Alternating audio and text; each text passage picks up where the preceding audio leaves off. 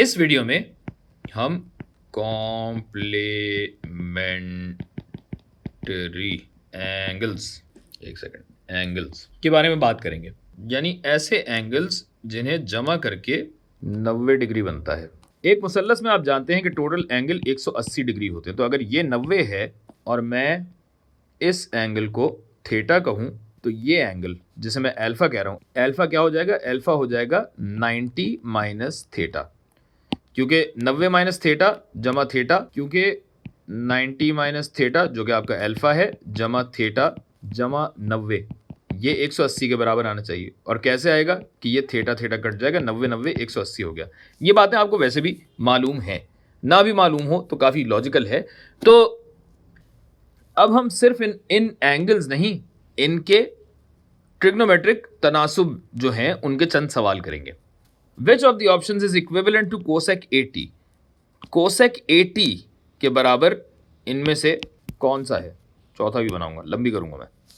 हम ये जानते हैं कि कोसेक थीटा जो है वो 90 माइनस थीटा के सेकंड या सीकंड कहना चाहें, सीकंड के बराबर होता है। पूछो क्यों? तो भाई सारी कहानी इस कायमुज़्ज़ाविया मुसल्लस यानी राइट एंगल ट्रायंगल की ही है। और अगर इसे बना के देखें तो आपको लग पता जाएगा कि कोसेक थीटा क्या बनता है भाई? कोसेक होता है 1/sin थीटा। थीटा का अगर साइन देखना है तो अब चूंकि साइड्स की बात हो रही है तो इसको मैं कह देता हूं ए बी और इसको सी कहता हूं। साइन थीटा क्या बनता है? ऑपोजिट अपॉन हाइपोटेन्यूज, मुकाबिल साइड का हाइपोटेन्यूज से तनासुब। तो ये हो जाएगा 1/b/c, जिसको अगर ऊपर लेके जाएंगे तो ये बनेगा c/b। सही है। अब इसी तरह अब आ जाइए सेक ऑफ 90 माइनस थीटा, यानी इस अल्फा की बात हो रही है। तो सेक अल्फा जो कि होता है सेक 90 माइनस थीटा, ये बराबर होता है 1/cos ऑफ 90 माइनस थीटा के। सब जुड़ गया था। अच्छा जी, अब कॉस की बात अगर करते हैं तो कॉस होता है एंगल से मुत्तसिल वाली साइड का हाइपोटेन्यूज से तनासुब। तो अब 90 माइनस थीटा क्या है? ये वाला एंगल है।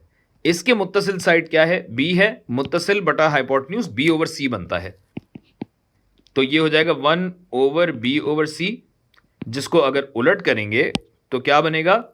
ये आ गया आपका, जादू हो गया मुकम्मल, b/c। सही है। ठंड पै गई, सुकून मिल गया। तो जब मैं कोसेक 80 निकालूंगा तो किसके बराबर होगा? सेक ऑफ 90 माइनस 80, यानी सेक ऑफ 10 हो जाएगा। और सेक ऑफ 10 ये रहा। अगला सवाल आपकी स्क्रीन पर, which x value will make this equation true? यानी जेल में दी गई एक्स की कदरें जो कि एंगल हैं, इनमें से कौन से एंगल पे यानी एक्स की कौन सी वैल्यू पे, कौन सी कदर पे ये इक्वेशन दुरुस्त होगी? तो भाई अभी पिछले सवाल में ही तो आपने मुलाहिजा किया कि कोसेक थीटा होता है सेक 90 माइनस थीटा के बराबर। तो कोसेक 75 क्या हो जाएगा? 75 सेक ऑफ 90 माइनस 75 के होना चाहिए, यानी ये बन जाएगा सेक ऑफ 90 माइनस 75 बनता है 15। और इस तरह ये आपका जवाब हुआ। अगला सवाल क्या कहता है भाई? ये बोल रहा है which of the options is equivalent to cos of 1, मतलब कि इन दी गई ऑप्शंस में से कौन सी ऑप्शन cos 1 के बराबर है? तो वही बात है जो हमने पिछले सवालों में की, और वीडियो का टाइटल भी कॉम्प्लीमेंट्री एंगल्स का ही कहता है।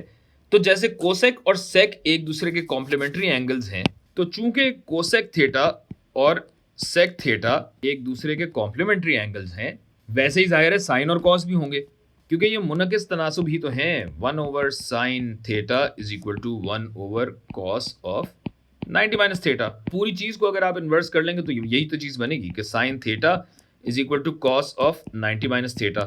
और अगर नहीं समझ आता तो वीडियो के शुरू में जिस तरह ट्रायंगल बना के मैंने समझाया, तो वही चीज आप साइन और कॉस के साथ कर लीजिए। सॉरी, यहाँ भी आएगा। अगर आपको इस बात से इख्तिलाफ है तो जैसे कुछ देर पहले मुसल्लस बनाकर हमने रेशोज का बाहमी ताल्लुक देखा था, वैसे यहाँ भी कर लीजिए।